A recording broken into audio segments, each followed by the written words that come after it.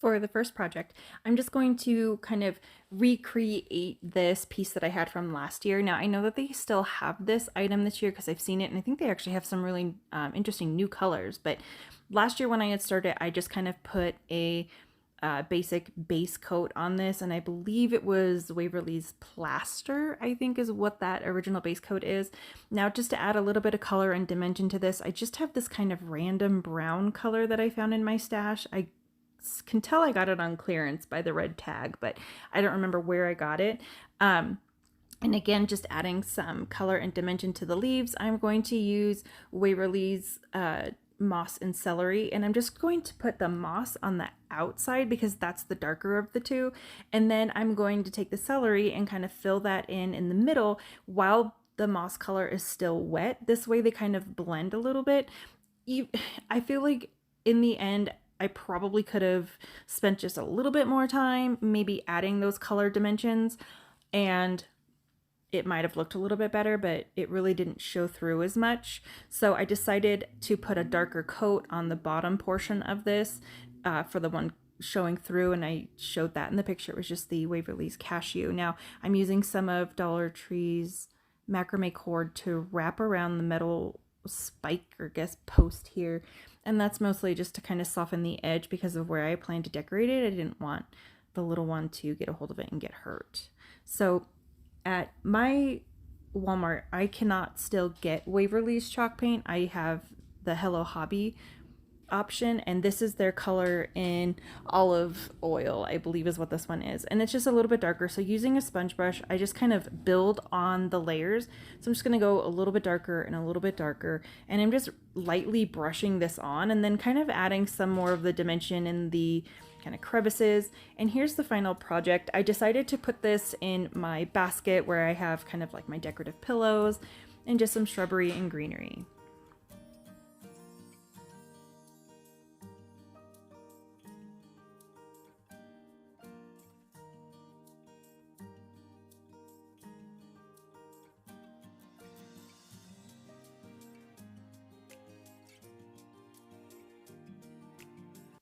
For the next project, I'm going to just use a pumpkin form. This is from last year, again from Dollar Tree.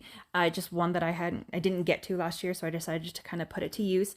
I'm just using some regular old Scotch tape to kind of block out where I want to put some color blocking. Now, I'm not going to go very heavy-handed on this, and you'll see why here in just a minute, but I like using either Scotch tape or even electrical tape. It's a really inexpensive, cheap option, and it works really well. I find that I don't have much bleeding, so my base coat's just going to be a white, and I don't need it to be very dark because it's just the base coat for this. It's not really the main focal point, so this is just going to give the next step some more color depth and dimension. Now, when I'm painting anything with like little color blocks, I like to paint away from the tape, and then I'll take my amazing heat gun and I'll just kind of get it about 20% dry. I don't want to put this too close to the tape because it will heat the tape up and it'll cause it to kind of shrink and crinkle. So you don't want to do that. You just kind of lightly go over it on a low setting. Then once the tape's off, then I use it to completely dry that white coat. Now you can see here, these are rub-on transfers again from the Dollar Tree. And I got these last year. I used them last year, but I didn't actually find them in my stores. My friend Megan over at Painted in Distress sent them to me. And then it was when I was getting Christmas supplies that I saw these. So I just picked up one of them because I knew I loved these. These were my favorite from last year. And so all I'm going to do is just right where that white line is, that's kind of the base for these rub-on transfers. I wanted it to have a white background for this. Now, I knew I wasn't going to be able to cut it exactly perfect. So what I did was I put another layer of Scotch tape on the top and the bottom of this white painted line.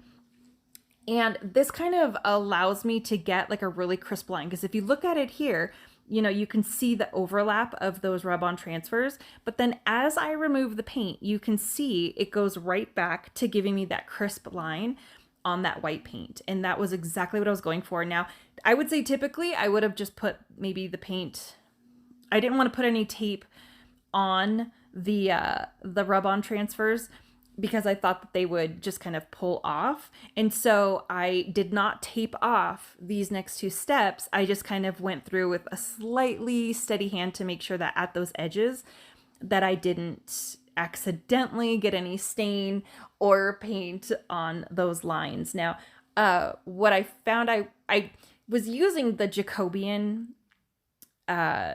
stain, sorry, and it was just a little too dark. I could not find my lighter stain. And then when I was at Home Depot recently, I found this wood stain that was kind of like a light pickling color. And so I thought that that would add a little bit more lightness to the stain, but it really didn't do much. And so instead what I did was I added just a little bit of white paint to the pickling stain, and then I brushed that over the Jacobian, and that lightened it up and gave me a little bit closer to the color that I was going for. In the end, it's still a little bit darker, but I like the way it came out. But my original vision of it was to have it a little bit lighter than what it is. And then again, like I said, I didn't want to put tape over the rub-on transfers because I figured that would just pull the transfer right off. So I'm just going to go with the steady hand and kind of a tiny brush and just go real slow to make sure that I keep that crisp line as much as possible. I am using moss for this all over color here. Again, I cannot get Waverly chalk paint, but when it went on clearance, I bought a ton of it. So I do still have some that I can use. It's just when it's gone for me. I don't know if you can still find Waverly chalk paint at your Walmarts. I don't hate the Hello Hobby one. I think it works out pretty good. So these faux leather words are a new item at Dollar Tree that I found this year, and I was really excited. So I wanted to give them a try. I'm not really big on putting a bunch of letters and words on my decor, but I really liked this. I thought it was just kind of missing a little something. Now, again, what I'm trying to do is go through a lot of my supply and stock. When I moved, I realized just how much stuff I had. So I'm trying not to buy too much. I will find maybe like a handful of must-have new items that I'll pick up. But for the most part, I'm just using stuff that I have on hand that's been at Dollar Tree and that's not really new or too difficult to find. Using these jumbo craft sticks, I get these at Walmart. You can find them pretty much all the time. I'm using these to kind of create this like middle support. And all I did was I just kind of lined them up. And before I glued them to the actual wreath form, I just kind of, again, I lined them up visually to see how I wanted them to go. And now in order to attach that pumpkin, I wanted it to have just a little bit of like a height difference. So it wasn't exactly the same dimension as the wreath itself. I kind of wanted it to pop out. So by stacking those craft sticks, I was able to get that. Now, when I was filming this, I pressed record and then I hit stop record. Anyway, I recorded me scrolling through my phone and talking to my kids. And then I did not record me adding this burlap ribbon to the front portion of the not the popsicle sticks, the jumbo craft sticks. But you'll see that there is just like a burlap ribbon on there that I cut to size. I was thinking about staining the popsicle sticks, but again, I didn't like the stain color from the first part of the project. I thought it was too dark. So that's where this, color differential comes from here. Is I just did not record me putting that on, but it is literally just a burlap ribbon that I cut and glued onto this. Now, these particular wood beads I did get from the Dollar Tree, and it's kind of nice. They have a lot of different sizes and stuff, and so I just kind of staggered the size. Using a skewer allowed me to kind of place the glue down and then position the bead exactly where I wanted it. And then one of the items, I do show where I got this little scrap piece of leather in a project coming up, and so I'll remind you that this is where I got it from. But this is just a scrap piece that I found. It is from a new item. They're like little leather tags, I guess. So I thought this would kind of add like a simple, still kind of very clean, a little bit more modern approach to a hanger instead of using, you know, a big thick piece of ribbon or any burlap. Now, because of the way that we've glued these beads on, you could choose to leave them as is and no one would really notice, but I did choose to add some florals.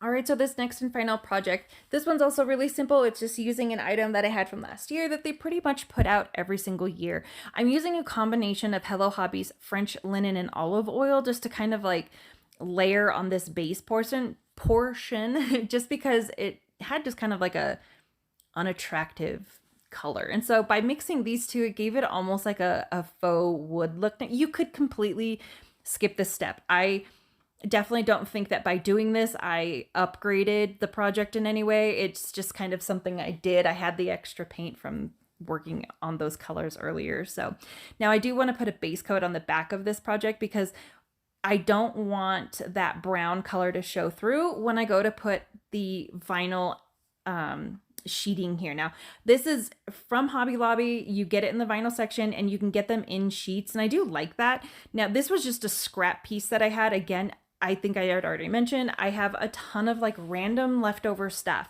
And so I really just want to kind of deplete some of my stock before I go and spend a bunch of money and get a bunch of other stuff. So I'm kind of just getting creative with what I have. So once I get this on, it's easier to kind of remove the majority of the excess material with scissors and then go in and fine tune it. Now, I can't find my favorite paint markers and I just had this one on hand and it just was not working for me and it completely just frustrated me. Now I am going to use another new item from Dollar Tree where these rub-on transfers, they have kind of like a neat little like boho feel to them and I really liked that. So I chose to use one of these little tags, but Dollar Tree has seasonal tags and you can get them.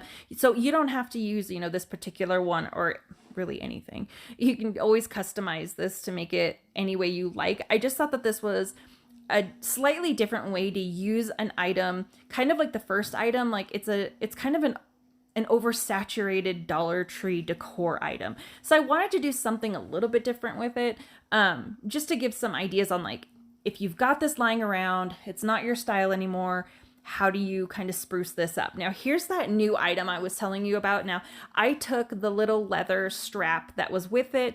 I took that off, and that's what I used on the previous wreath as the hanger. And I'm going to just take a small piece of raffia to cover up the hole from this. When I reassembled this little guy here, these half round beads, sorry that I didn't mention it before, these are just ones I have in my stock, but I will link them in my Amazon links below. I just kind of off-centered the large pumpkin so that I could add this leather small pumpkin again, just to kind of give it a little bit more of an updated look.